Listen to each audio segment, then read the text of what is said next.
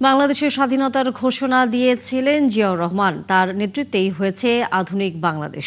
স্বাধীনতার ঘোষণা নিয়ে জামায়াতের আমিরের বক্তব্যের পরদিন ঠাকুরগাঁয়ের গণসংযোগে এসব কথা বলেন বিএনপির মহাসচিব মির্জা ফখরুল ইসলাম আলমগীর। একটি গোষ্ঠী ৭১কে পেছনে ফেলে রাখতে চায় বলে অভিযোগ করেন তিনি। মোহন ইসলামের প্রতিবেদন। মঙ্গলবার সকাল থেকেই ঠাকুরগাঁওয়ের নিজ সংসদীয় আসনে গণসংযোগ শুরু করেন বিএনপি মহাসচিব। পৌর এলাকায় গণসংযোগে মির্জা ফখরুল বলেন, শুধুমাত্র দলের মহাসচিবের দায়িত্ব নেয় আওয়ামী লীগের প্রতিহিংসার শিকার হন তিনি। 14 জুলাই আগামী নির্বাচনে সঠিক সিদ্ধান্ত নিয়ে দেশকে স্থিতিশীল রাখতে আহ্বান জানান ভোটারদের প্রতি। এই এত ত্যাগ তিতিক্ষার পরে যে নির্বাচনটা আমরা পেয়েছি, এই নির্বাচনটাকে আমাদের অত্যন্ত গুরুত্বপূর্ণভাবে দেখা উচিত এবং এই নির্বাচনে যদি আমরা সঠিক সিদ্ধান্ত নিতে পারি তাহলে আগামী 5 বছরের জন্য আমরা বাংলাদেশকে একটা শান্তিপূর্ণ স্থিতিশীল অবস্থার মধ্যে নিতে পারব। কিন্তু যদি এই নির্বাচনে আমরা সঠিক সিদ্ধান্ত নিতে ব্যর্থ হই তাহলে আবার সেই বিপদের মধ্যে আমরা পড়ব। চট্টগ্রামে স্বাধীনতার ঘোষণা নিয়ে প্রশ্নবিদ্ধ বক্তব্য দিয়েছেন জামায়াত আমির। তার বক্তব্যের সরাসরি সমালোচনা না করলেও মির্জা ফখরুল বলেন, স্বাধীনতার ঘোষণা দিয়েছিলেন জিয়াউর রহমান। আধুনিক বাংলাদেশ গঠনে সবচেয়ে বেশি ভূমিকা তার। বহুদলীয় গণতন্ত্রের ব্যবস্থা জিয়াউর রহমান সাহেব করি, সেই দল আমরা করি। আমরা সবসময় এটাকে অন করি যে শহীদ প্রেসিডেন্ট জিয়াউর রহমান বহুদলীয় গণতন্ত্রের প্রবক্তা। তিনি স্বাধীনতার ঘোষণা দিয়েছিলেন এবং তিনি বাংলাদেশের অর্থনীতির একটা ভিত্তি রচনা করেছিলেন। তার অভিযোগ, একটি গোষ্ঠী ৭১কে এখনো পিছিয়ে রাখতে চায়। দুর্ভাগ্যজনকভাবে একটা গোষ্ঠী ওই ৭১কে পিছনে ফেলতে চায়। ৭১কে পিছনে ফেললে আমি আমার অস্তিত্বকে অস্বীকার করব। সেই জন্যই আমি সবসময় এই কথা জোর গলায় বলি, ৭১ হচ্ছে আমার মূল অস্তিত্ব, এটাকে নিয়েই আমাকে এগোতে হবে। এখানে আমরা ওই 19৭১ সালে হিন্দু, মুসলমান, বৌদ্ধ, খ্রিস্টান সব একসাথে এক হয়ে আমরা স্বাধীনতার যুদ্ধ করেছি। আগামী 7ই ফেব্রুয়ারি বিএনপি চেয়ারম্যান তারেক রহমান ঠাকুরগাঁও আসবেন বলেও জানান দলটির মহাসচিব। আগামী 7 তারিখে সকাল 9টায় আমাদের নেতা শহীদ প্রেসিডেন্ট জিয়াউর রহমান এবং বেগম খালেদা জিয়ার বড় ছেলে, বিএনপির চেয়ারম্যান, ভবিষ্যতের প্রধানমন্ত্রী, তিনি আমাদের ঠাকুরগাঁও। মোহন ইসলাম, ৭১, ঠাকুরগাঁও। নারীদের নিয়ে অবমাননাকর বক্তব্য আড়াল করতেই এখন স্বাধীনতার ঘোষণার বিষয়টি সামনে এনে পরিস্থিতি ঘোলাটে করার চেষ্টা করছে জামায়াত। নয়াপল্টনের দলীয় কার্যালয়ে পবিত্র শবে বরাত উপলক্ষে দোয়া ও মিলাদ মাহফিলে একথা বলেন তিনি। এ সময় তিনি আরও জানান, মুক্তিযুদ্ধের বিরোধীদের মুখে স্বাধীনতা শব্দটি মানায় না। তিনি আরও বলেন, যেখানে নারীদের ইসলাম সবচেয়ে বেশি সম্মানের জায়গায় রেখেছে সেখানে জামায়াত ইসলামী তাদের নিয়ে ন্যাক্কারজনক উদ্ধৃতি দিচ্ছে। ধর্মের নামে রাজনীতি করে, ব্যবসা করে নিজের ফায়দা লুটবেন, তখনই কিন্তু সমাজে পাপ পঙ্কিলতা বৃদ্ধি পাবে। ইসলামের নামে রাজনীতি করতে গিয়ে মুনাফেকি এবং মিথ্যাকে যদি আশ্রয় করতে হয় তাহলে আপনারা ইসলামের সাথেই বিশ্বাসঘাতকতা করছেন। আমির সাহেব তার এই যে নারীদের প্রতি অবমাননামূলক বক্তব্যের জন্য সারা দেশে যে তীব্র প্রতিক্রিয়া সৃষ্টি হয়েছে সেটিকে এখন ডাইভার্ট করার জন্য তিনি এখন স্বাধীনতার ঘোষক নিয়ে কথাবার্তা বলছেন। সবকিছু ঠিক থাকলে আগামী 6 ফেব্রুয়ারি নির্বাচনী ইশতেহার ঘোষণা করবে বিএনপি। সকালে গুলশানে দলটির নির্বাচনী কার্যালয়ে সংবাদ সম্মেলনে এ তথ্য জানান বিএনপি নির্বাচন পরিচালনা কমিটির মুখপাত্র মাহাদি আমিন। একই সাথে নির্বাচনে বিএনসিসি ক্যাডেট মোতায়েনের সিদ্ধান্তে বিএনপির উদ্বিগ্ন বলেও জানান তিনি। তার আশঙ্কা, ছাত্ররা বিভিন্ন দলের মতাদর্শী হওয়ায় অবাধ ও সুষ্ঠু নির্বাচনে বাধা সৃষ্টি করবে। সংবাদ সম্মেলনে মাহাদি আমিন আরও বলেন, গত এক সপ্তাহে দলের চেয়ারম্যান তারেক রহমানের নামে 29টি ভুয়া তথ্য ছড়ানো হয়েছে। একটি দলের কর্মকাণ্ড ফ্যাসিবাদী আমলের মতোই বলে মন্তব্য করেন তিনি। তার মতে, বিএনপির গণজোয়ার দেখে প্রতিপক্ষ এই নোংরা কৌশল বেছে নিয়েছে। ফ্যাসিবাদী আমলে তৈরি মিথ্যা পুরাতন বয়ান আবার সামনে ছড়িয়ে দেওয়ার জন্য নিজেরা দায়িত্ব গ্রহণ করেছেন এবং একই ভাষায়, একই কায়দায়, একই ধরনের স্লোগান দিয়ে জনমনে বিভ্রান্তির সৃষ্টি করছেন। নির্বাচন কমিশন ওয়েবসাইটের মাধ্যমে আমরা দেখতে পারি যে নির্বাচন কমিশনে মোট 81টি স্থানীয় সংস্থার 55,000-এরও বেশি স্থানীয় পর্যবেক্ষণের অনুমতি প্রদান করা হয়েছে। আমরা উদ্বেগের সাথে লক্ষ্য করেছি যে তার মাঝে কেবলমাত্র 16টি সংস্থা থেকেই 34,000-এরও বেশি পর্যবেক্ষক রয়েছেন। কয়েকটি সংস্থার নেতৃত্ব পর্যায়ে একটি বিশেষ রাজনৈতিক দলের সদস্যরা রয়েছেন। অবশেষে বদলে যাচ্ছে বহুল আলোচিত বাহিনী র্যাবের নাম। র্যাপিড অ্যাকশন ব্যাটালিয়ন র্যাবের নাম পরিবর্তন করে প্রস্তাব করা হয়েছে স্পেশাল ইন্টারভেনশন ফোর্স SIF। এরই মধ্যে প্রস্তাবটিতে অনুমোদন দিয়েছেন প্রধান উপদেষ্টা ডক্টর মোহাম্মদ ইউনূস। সচিবালয়ে আইন শৃঙ্খলা সংক্রান্ত বৈঠক শেষে এসব তথ্য জানান স্বরাষ্ট্র উপদেষ্টা জাহাঙ্গীর আলম চৌধুরী। একই সাথে র্যাবের পোশাক ও কার্যক্রম নতুন করে শুরু হবে বলেও জানান তিনি। এই কমিটির র্যাবের যে নতুন নাম, আজকে থেকে এটা নতুন নাম করা হচ্ছে স্পেশাল ইন্টারভেনশন ফোর্স SIF। এটা সুপারিশ করেছে এবং মাননীয় প্রধান উপদেষ্টা এটা অনুমোদন দিয়েছে। এটার সাথে পোশাকও পরিবর্তন হতে, পোশাক অলরেডি পরিবর্তন করে আপনাও কিন্তু একবার দেখানো হয়েছিল। ওই পোশাকগুলি বানানো শুরু হয়েছে, হয়তো এই নেক্সট সপ্তাহে আপনি দেখবেন যে ডিজি হয়তো ওই পোশাকও গায়ে দেওয়া হয়েছে। দর্শকের বেশি বিস্তারিত জানবো আমাদের সহকর্মী শারমিন যুক্ত হচ্ছেন সচিবালয় থেকে। নীরা, স্বরাষ্ট্র উপদেষ্টা এ বিষয়ে আর কি বক্তব্য দিয়েছেন এবং কবে থেকে এই নতুন নামে এবং একই সাথে নতুন পোশাকে কার্যক্রমে নামবে এই ফোর্সটি? ধন্যবাদ আপনাকে। আমরা কিন্তু তার বক্তব্য একরকম শুনছিলামই। তিনি নাম পরিবর্তনের কথা বলছিলেন এবং পোশাক পরিবর্তনের কথা বলছিলেন।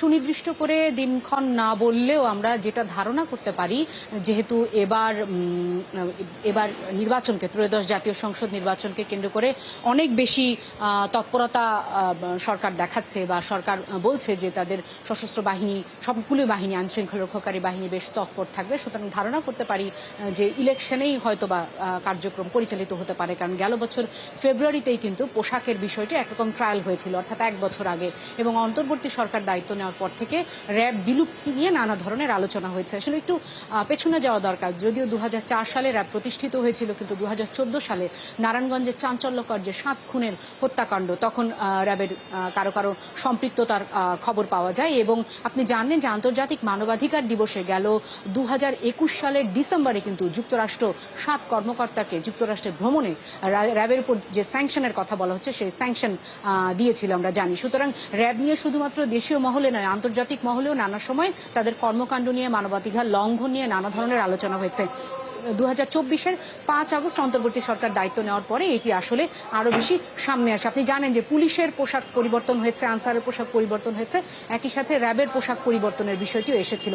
তারপর থেকে আমরা ধারণা করছিলাম সম্ভবত এই সরকার তার দায়িত্ব থাকা অবস্থায় র্যাবের নামও পরিবর্তন করলো, যেটি আসলে করতে যাচ্ছিল, যেটি আজকে আসলে ফাইনালি প্রধান উপদেষ্টা অনুমোদন দিলেন। একটু বলে রাখা ভালো যে র্যাবের বিষয়ের পাশাপাশি স্বভাবতই যেহেতু নির্বাচনের খুব কম সময় বাকি আছে, সেই বিষয়গুলি সামনে এসেছে, আইন শৃঙ্খলা পরিস্থিতি, তিনি যেটি বলেছেন যে ক্রেডিবল ইলেকশন আসলে হবে, একেবারেই সরকার সেভাবেই কাজ চালিয়ে যাচ্ছে এবং সেই প্রস্তুতি নিয়েই আসলে আগাচ্ছে। যদিও টিআইবি গতকাল বলেছে যে মবের একটি ভয় রয়েছে, এই আশঙ্কাকে একেবারেই উড়িয়ে দিয়েছেন স্বরাষ্ট্র উপদেষ্টা। পাশাপাশি আরেকটু বলে রাখা ভালো যে আজকে এখানে সেনাবাহিনীর, অর্থাৎ সশস্ত্র বাহিনীর সদস্যরা ছিলেন, তারা যে তথ্য দিয়েছে, আপনি জানেন যে 5 আগস্টের পরে অনেক অস্ত্র লুট হয়েছে। এখন পর্যন্ত সেনাবাহিনীর একক প্রচেষ্টায় 7,700-এরও বেশি কিন্তু অস্ত্র উদ্ধার হয়েছে। এই তথ্যগুলি কিন্তু আজকের সংবাদ সম্মেলনে উঠে এসেছে। তানিয়া, ধন্যবাদ শারমিনীরা। নিশ্চয়ই আমরা ফিরবো পরবর্তীতে সচিবালয়ে যদি আরো কোনো খবর আপনার কাছে থাকে। দর্শক, আমাদের সহকর্মী শারমিনীরা ছিলেন সচিবালয় থেকে। এবারের ভোটকে জাতির ভাগ্য বদলানোর পরিবর্তন নির্বাচন বলছেন জামাতে ইসলামের আমির ডক্টর শফিকুর রহমান। তিনি বলেন, পরিবার বা ব্যক্তি গোষ্ঠীর রাজনীতি আর দেশের চায় না। ময়মনসিংহে সার্কিট হাউস মাঠে নির্বাচনী জনসভায় এসব কথা বলেন তিনি। জামায়াত সরকার গঠন করলে বিদেশে দেশের সম্পদ পাচারকারীদের অর্থ ফিরিয়ে আনার প্রতিশ্রুতি দেন তিনি। পাশাপাশি অর্থ পাচারকারীদের ফিরিয়ে এনে বিচারের আওতায় আনার কথাও বলেন আমির।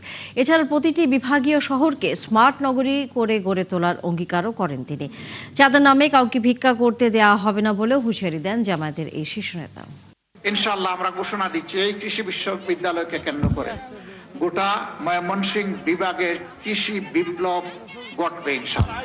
অনেক টাকা আছে আমাদের, এই যে চুরেরা চুরি করে বাংলাদেশ থেকে 28 লক্ষ কোটি টাকা বিদেশে পাচার করেছে, আল্লাহ যেন তৌফিক দেন ওদের পেটের ভিতরে হাত ঢুকিয়ে সেই টাকা যেন নিয়ে আসতে পারি। কোন মামু খালুকে ছাড় দিয়ে কথা বলবো না। দেশের টাকা চুরি করে বিদেশে গিয়ে রাজার হালতে বসবাস করবেন, আমরা ঘুম হারাম করে দেব। কোনো দলের নয়, জামায়াত দেশের 18 কোটি মানুষের সরকার হতে চায় বলে মন্তব্য করেছেন জামায়াত ইসলামের আমির ডক্টর শফিকুর রহমান। সকালে কিশোরগঞ্জের কটিয়াদি সরকারি কলেজ মাঠে নির্বাচনী জনসভায় তিনি এসব কথা বলেন। সালেক হোসেন রনির তথ্যের ছবিতে প্রতিবেদন। বর্গমাইলের উন্নয়ন সাধন করা। বেলা 11টার দিকে কিশোরগঞ্জ জেলার কটিয়াদি মাঠে সমাবেশে যোগ দেন জামায়াতের আমির। এই উপলক্ষে জেলার 13 উপজেলা থেকে ওই মাঠে নেতাকর্মীদের ঢল নামে। ইনসাফের ভিত্তিতে আমাদের সমস্ত শক্তি দিয়ে আপনাদের আস্থার প্রতিদান দেব। জনসভায় শফিকুর রহমান বলেন, কিশোরগঞ্জ শিল্পভিত্তিক জেলা নয়, এটি একটি কৃষি নির্ভর জেলা, তাই কৃষি ঘিরে উন্নয়নের পরিকল্পনা নিতে হবে। তিনি আরো বলেন, জামায়াত ক্ষমতায় আসলে দেশের কৃষি শিল্পে পরিণত করা হবে। জুলাই যোদ্ধারা যখন রাস্তায় নেমেছিল, তখন যেমন আমাদের ছেলেরা যে যুদ্ধ করেছে, লড়াই করেছে, আমাদের মেয়েরাও লড়াই করেছে। এই দেশে আমাদের ছেলে মেয়েদের, মা বোনদের, আবাল বৃদ্ধ বনিতার, সাধারণ মানুষের কোনো নিরাপত্তা নেই। আগে তো আমার নিরাপত্তা, তারপরে আমার উন্নতি, দুটাই আমার দরকার, কোনোটাই আমাদের নাই। তিনি আরো বলেন, অনেকে বলেন জামায়াতের সরকার হবে বা ইসলামী দলের সরকার হবে, আসলে কোনো দলের নয়, 18 কোটি মানুষের সরকার হবে জামায়াতে ইসলামী। এই দেশকে নিয়ে তোমরা সামনের দিকে আগাবা, পিছনে ফিরে তাকানোর সময় আমাদের শেষ। এখন শুধু সামনে এগিয়ে যাওয়ার পালা। পিছন নিয়ে যারা কামড়া কামড়ি করে তাদেরকে কামড়া কামড়ি করতে দিব আমরা। ওরা করুক, আমরা এগিয়ে যাব জাতিকে নিয়ে সামনে ইনশাআল্লাহ। জামায়াত আমির বলেন, জাতি পরিবর্তন চায় এবং সেই পরিবর্তনের পথেই দেশ এগিয়ে যাচ্ছে। হাসিবা আলী বর্ণা, 71। একটি দল বাড়ি বাড়ি গিয়ে ভোটারদের হুমকি দিয়ে ভীতিকর পরিবেশ তৈরি করছে। ভোটকেন্দ্র দখলে ষড়যন্ত্র আছে তাদের, এমন অভিযোগ করে এনসিপির আহ্বায়ক নাহিদ ইসলাম বলেছেন, প্রশাসন সঠিকভাবে দায়িত্ব পালন করলে তারা সফল হবেন। সকালে ঢাকা 11 আসনের মধ্যবাড্ডা এলাকায় গণসংযোগ করেন 11 দলীয় জোটের প্রার্থী নাহিদ ইসলাম। তার দাবি, সারা দেশে এনসিপি নেতাকর্মীদের হেনস্থা করছে একটি বিশেষ দলের কর্মীরা। দ্বৈত নাগরিকরা নির্বাচনের প্রার্থী হবার অনুপযুক্ত উল্লেখ করে নাহিদ বলেন, তার এলাকাবাসীর কথায় ঢাকা 18 আসনের বিএনপি প্রার্থীর দ্বৈত নাগরিকত্ব নিয়ে হাইকোর্টে রিট করেছেন তিনি। সাধারণ মানুষের দেয়া অর্থে তারা নির্বাচনের প্রচার কাজ চালাচ্ছেন বলেও জানান এনসিপির এই নেতা। সারা দেশেই 11 দলীয় জোটের যারা প্রার্থী রয়েছেন, সেখানে কিন্তু আমাদের সমর্থক কর্মী তাদেরকে হেনস্থা করা হচ্ছে, বাড়ি বাড়ি গিয়ে হুমকি দেওয়া হচ্ছে, ব্যানার, ফেস্টুন, বিলবোর্ড এগুলোকে ছিঁড়ে ফেলা হচ্ছে, নষ্ট করা হচ্ছে। এবং বিভিন্ন জায়গায় যারা ফ্যাসিস্ট সন্ত্রাসী রয়েছিল, যারা মামলার আসামি, তাদেরকে কিন্তু এলাকায় ঢুকানো হচ্ছে এবং এক ধরনের সন্ত্রাস তৈরি করা হচ্ছে, আতঙ্ক তৈরি করা হচ্ছে। কিন্তু আমরা তারপরও আশাবাদী, কারণ সাধারণ মানুষ আমাদের পক্ষে আছে, তারা নিরপেক্ষ সুষ্ঠু নির্বাচন চায় এবং পরিবর্তনের পক্ষে ভোট দিতে চায়। এবং 11 দল এখন পরিবর্তনের ঐক্য হিসেবে, পরিবর্তনের প্রতীক হিসেবে আবির্ভূত হয়েছে। ঢাকা 11 আসনে বিএনপির প্রার্থী এম.এ. কাইয়ুমের নির্বাচনে অংশ নিতে বাধা নেই। দ্বৈত নাগরিকত্ব ও তথ্য গোপনের অভিযোগে কাইয়ুমের প্রার্থিতার বৈধতা চ্যালেঞ্জ করে নাহিদ ইসলামের করা রিট খারিজ করে দিয়েছে হাইকোর্ট। দুপুরে বিচারপতি ফাহমিদা কাদের ও আসিফ হাসানের এই দ্বৈত বেঞ্চে এই আদেশ দেওয়া হয়। এর আগে সোমবার 11 দলীয় জোটের প্রার্থী নাহিদ ইসলাম এই রিট করেন। এতে ঢাকা 11 আসনে বিএনপির প্রার্থিতা স্থগিত চাওয়া হয়। রিটে অভিযোগ করা হয়, এম.এ. কাইয়ুম ভানুয়াতুর নামের একটি দেশের নাগরিক। হলফনামায় তিনি এই তথ্য গোপন করেছেন। তবে প্রতীক বরাদ্দের পর এ ধরনের রিটের কোনো যৌক্তিকতা নেই বলে জানিয়েছেন কাইয়ুমের আইনজীবী। ভানুয়াতুর নাগরিকত্বের তথ্যটি মিথ্যা। চট্টগ্রামের 2টি আসনে বিএনপি প্রার্থী আসলাম চৌধুরী ও সারোয়ার আলম এবং শেরপুর 2 আসনে ফাহিম চৌধুরীর বিরুদ্ধে করা রিট খারিজ করে দিয়েছে আপিল বিভাগ। এর ফলে এই 3 জনের নির্বাচনে অংশ নিতে বাধা রইল না। তাদের প্রার্থিতা বাতিল চেয়ে করা লিফট আপিলের শুনানি শেষে সকালে এই আদেশ দিয়েছে সর্বোচ্চ আদালত। তবে নির্বাচনে অংশ নিলেও আপিল নিষ্পত্তি না হওয়া পর্যন্ত এসব আসনে ফলাফল ঘোষণা স্থগিত থাকবে বলে আদেশে উল্লেখ করেছে আপিল বিভাগ। এর আগে চট্টগ্রাম 4 আসনের বিএনপি প্রার্থী আসলাম চৌধুরী ও চট্টগ্রাম 2 আসনের বিএনপি প্রার্থী সারোয়ার আলমগীরের বিরুদ্ধে ঋণখেলাপি এবং শেরপুর 2 আসনের বিএনপি প্রার্থী ফাহিম চৌধুরীর বিরুদ্ধে দ্বৈত নাগরিকত্বের অভিযোগে নিয়ে হাইকোর্টে রিট করেন এসব আসনের জামায়াত প্রার্থীরা। পরে হাইকোর্ট তাদের প্রার্থিতা বৈধ ঘোষণা করলে সেই আদেশের বিরুদ্ধে লিফট আপিল করেন তারা। আপিল বিভাগে মাননীয় প্রধান বিচারপতি সহ পূর্ণাঙ্গ বেঞ্চ সেটি পর্যালোচনার জন্য গ্রহণ করেছেন লিফট। তবে সুস্পষ্টভাবে আদালত বলেছেন যে নির্বাচনের যে প্রক্রিয়া, সেই প্রক্রিয়া চলবে। ওনাদের 3 জনেরই ইলেকশনের রেজাল্ট পাবলিশ করবার ব্যাপারে কোনো পাবলিশ করার কোনো সুযোগ থাকলো না আপিল শুনানি না হওয়া পর্যন্ত। মেজর আব্দুল সালাম সাহেবের জাজমেন্টে খুব সুন্দর করে বলে দেওয়া আছে যে court will not encourage those who are default or borrower, এবং এই আইনটা করার মূল উদ্দেশ্যই ঋণ খেলাপিরা যাতে পার্লামেন্টে যেতে না পারে। আপিলের ডিভিশন এটা শুনছে, আমরা তার জন্য সত্যি কৃতজ্ঞ। আজকে যে জাস্টিস এই বিপ্লব উত্তর বাংলাদেশে যে নতুনভাবে এই বিচারালয়ের পদচারণা, সেজন্য আমরা সবাই খুবই আশাবাদী এবং এইভাবেই হয়তো দেশটা আগায় যাবে। নির্বাচনে কোনো রাজনৈতিক দল বা প্রার্থীর পক্ষে কাজ না করতে আইনশৃঙ্খলা রক্ষাকারী বাহিনীর প্রতি নির্দেশ দিয়েছেন স্বরাষ্ট্র উপদেষ্টা জাহাঙ্গীর আলম চৌধুরী।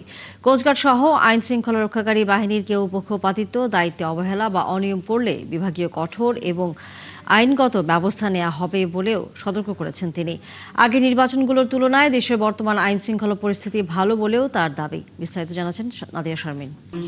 মঙ্গলবার সকালে আগারগাঁওয়ের কোস্টগার্ড সদর দপ্তরে বাহিনীর 40 জন সদস্যকে কৃতিত্বপূর্ণ কাজের স্বীকৃতিস্বরূপ পদক তুলে দেন স্বরাষ্ট্র উপদেষ্টা। নির্বাচনকে সুষ্ঠু করতে ভোটের মাঠে থাকবে কোস্টগার্ডের 3585 জন সদস্য সহ আইন শৃঙ্খলা রক্ষাকারী বাহিনীর প্রায় 9 লাখ সদস্য। এরই মধ্যে বরিশাল, চট্টগ্রাম ও খুলনা বিভাগের বিভিন্ন জেলায় কোস্টগার্ডের মোট 100টি প্লাটুন মোতায়েন করা হয়েছে। কোস্টগার্ড এ প্রেক্ষিতে 3585 জনবল, 5টি জাহাজ, প্রায় 1.5 শতাধিক বোট, 10টি ড্রোন, 100টি বডি অন ক্যামেরা, 3টি ভিসেট কভারেজ ও কমিউনিকেশন সিস্টেম সহ দায়িত্ব পালন করবে। নির্বাচনে সবাইকে নিরপেক্ষভাবে দায়িত্ব পালনের নির্দেশ দেন স্বরাষ্ট্র উপদেষ্টা। কোন রাজনৈতিক দলের প্রতি ন্যূনতম পক্ষপাতদুষ্ট আচরণ সহ্য করা হবে না। যদি কারো বিরুদ্ধে কোনো প্রকার কোনো প্রার্থীর পক্ষে কাজ করার বা কোনো দলীয় এজেন্ডা বাস্তবায়নের প্রমাণ পাওয়া যায়, তবে তার বিরুদ্ধে আইনানুগ ব্যবস্থা গ্রহণ করা হবে। যারা নীতি বিবর্জিত কাজ করবে, লোভের বশবর্তী হয়ে অন্যায় কাজ করবে, দায়িত্ব এড়িয়ে চলবে, দায়িত্ব অবহেলা করবে, তাদের বিরুদ্ধে কঠোর ব্যবস্থা গ্রহণ করা হবে। জাতীয় নির্বাচনের তফসিল ঘোষণার পর 15 জন রাজনৈতিক নেতাকর্মী হত্যা নিয়ে টিআইবির প্রতিবেদনের বিষয়ে কথা বলেন জাহাঙ্গীর আলম চৌধুরী। টিআইবি যে রিপোর্ট দিছে আমি তো না করব না, এরকম হচ্ছে যে 2-1টাতে হচ্ছে না তা না। অন্যান্য যে কোনো বারের তুলনায় এখনকার পরিস্থিতি অনেক ভালো। নির্বাচনকে কোনোভাবে চ্যালেঞ্জিং হবে না, নির্বাচন খুব সুষ্ঠুভাবে হয়ে যাবে। জানান অস্ত্র উদ্ধারের কাজও চলমান আছে, প্রতিদিন অস্ত্র উদ্ধার হচ্ছে। তবে জুলাই গণঅভ্যুত্থানের পর সুন্দরবন জলদস্যুদের নিয়ন্ত্রণে যাওয়া সংক্রান্ত প্রশ্নের জবাবে বিষয়টি অস্বীকার করেছেন উপদেষ্টা। না, তাদের এইটা আমাদের পুরো নিয়ন্ত্রণে আছে। নাদিয়া শারমিন, 71, ঢাকা। গণঅভ্যুত্থানে শহীদদের রক্তের ঋণে তৈরি জুলাই সনদ বাস্তবায়ন করতেই গণভোটের আয়োজন করা হয়েছে বলে জানিয়েছেন প্রধান উপদেষ্টার বিশেষ সহকারী ডক্টর আলী রিয়াজ। ঢাকা বিশ্ববিদ্যালয়ের সিনেট ভবনে গণভোটের প্রচার নিয়ে শিক্ষার্থীদের সাথে মতবিনিময়ে তিনি আরও জানান, দেশে স্বৈরশাসন ঠেকাতে এই সনদ কার্যকর ভূমিকা রাখবে। জুলাই সনদে বলা হয়েছে, জরুরি অবস্থা জারির আগে অবশ্যই বিরোধী দলের প্রধান নেতার সাথে আলোচনা শেষে সিদ্ধান্ত নিতে হবে বলে জানান আলী রিয়াজ। যারা একটি তত্ত্বাবধায়ক সরকার বলে বিবেচনা করছেন তারা ভুল করছেন। আমি বলি তারা ভুল করছেন। যারা সংবিধানের কথা বলেন তাদের আমি অত্যন্ত বিনয়ের সাথে জিজ্ঞাসা করি, সংবিধানের কোথায় অন্তর্বর্তী সরকার আছে? কোথাও তো নেই। তাহলে আপনি প্রতিষ্ঠা করছেন কেন? ফলে এটা কোনো যুক্তি নয়। 1991 সালের সরকার তৎকালীন প্রধানমন্ত্রী জাতীয় টেলিভিশনে বক্তৃতা নিয়ে পক্ষে কথা বলেছে। এই সরকার পাবে না।